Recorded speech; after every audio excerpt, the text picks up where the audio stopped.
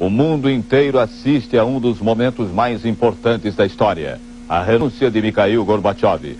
É o fim definitivo da União Soviética. Vamos falar ao vivo de Moscou com o repórter Pedro Bial.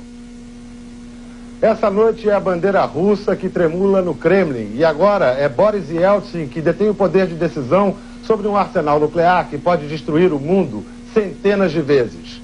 Mikhail Gorbachev se despediu do poder com um discurso rápido. Ele agradeceu aos que o apoiaram, ele reconheceu erros, pediu para que fosse revisto o processo de decisão que levou ao fim da União Soviética, ou melhor, ele lamentou o processo de decisão, mas ele disse que não se arrepende por um só momento de ter iniciado as reformas democráticas que acabaram assim, com o fim do comunismo e da União Soviética. A segunda Revolução Russa chega hoje ao seu apogeu. Esse 25 de dezembro é o último dia de 1917. Pedro Bial, de Moscou.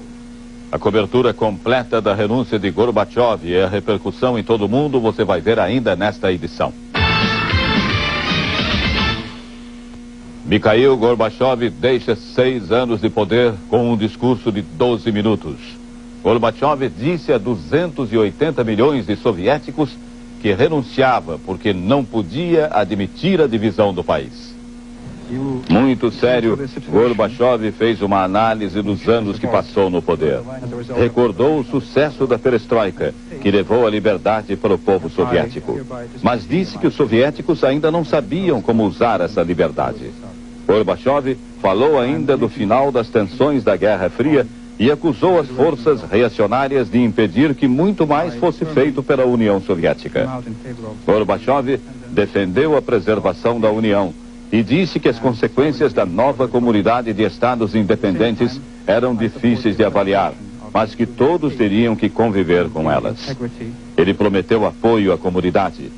No final do discurso, Mikhail Gorbachev disse estar preocupado em deixar o cargo, mas que acreditava na democracia. E agradeceu a todos os soviéticos. Meia hora depois do discurso, a bandeira vermelha com a foice e o martelo era retirada do Kremlin. Em silêncio, sem hinos e sem discursos, saiu de cena o maior símbolo de 74 anos de história da União Soviética. No lugar, subiu a bandeira vermelha, branca e azul da Rússia. O criador das reformas que mudaram a União Soviética acaba atropelado por elas.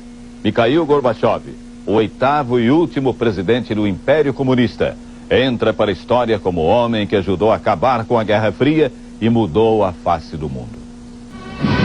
Niet, não. Até 85, essa era a palavra russa mais conhecida no Ocidente. Foi Mikhail Gorbachev que introduziu os termos perestroika e glasnost no vocabulário russo e mudou a linguagem das superpotências. Esse cara sorri, observou Ronald Reagan num dos primeiros encontros com o líder do que chamava o Império do Mal. A União Soviética perdeu a carranca com Gorbachev. Ele liquidou com um só golpe mais de 40 anos de stalinismo. Deu liberdade de expressão para os russos pela primeira vez na história. Sucesso da glasnost, abertura, fracasso da perestroika, reconstrução. A única coisa que cresceu na economia comandada por Gorbachev foram as filas. É o primeiro e o último líder da União Soviética a sair aqui do Kremlin vivo e em liberdade. Se julgarmos Mikhail Gorbachev pelos resultados, ele é um perdedor. Se propôs a reformar o comunismo e a União Soviética e acabou junto com os dois. Se foi devorado pelas reformas domésticas que desencadeou, Mikhail Gorbachev entrará na história como o estadista que transformou o mapa mundial. Gorbachev retirou as tropas soviéticas do Afeganistão e não colocou obstáculos às revoluções que varreram os governos comunistas do leste europeu. No aniversário da Alemanha Oriental, em 89, Mikhail Gorbachev foi a Berlim e advertiu Erich Honecker. Os que se atrasam são castigados pela própria história. Gorbachev deve ter se esquecido da frase, pois tentando compor com a linha dura, foi atropelado pelo processo que iniciou. Esse ano foi salvo de um golpe de Estado pela cria tornada rival. O mesmo Boris Yeltsin que resgatou Gorbachev em agosto, acabou com ele em dezembro.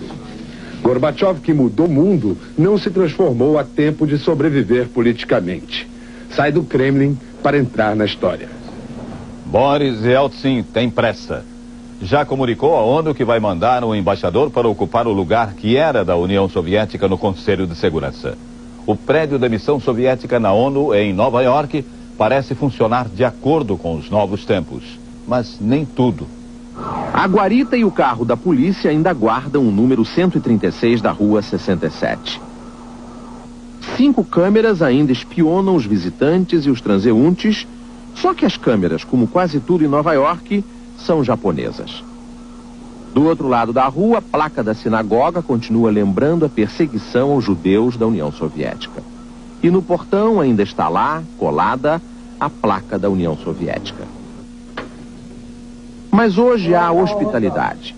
O conselheiro da missão, o diplomata Alexander Denisov, vem me receber e mostra imediatamente no hall de entrada as novas bandeiras. A da Rússia, a da Ucrânia e a da Bielorrússia.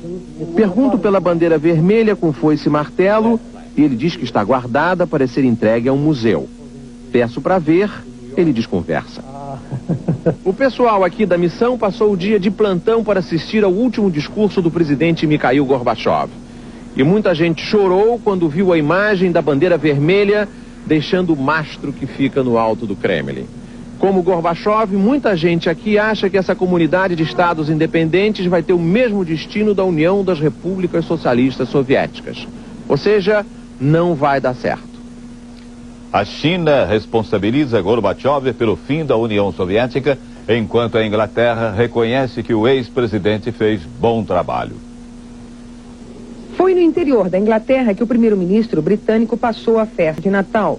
John Major comentou a saída do ex-presidente soviético. Gorbachev mudou o curso da história e prestou uma ajuda notável na construção de um mundo mais seguro.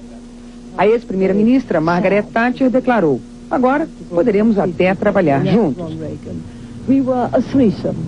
Margaret Thatcher foi a primeira a reconhecer que o mundo ocidental poderia fazer negócios com Gorbachev.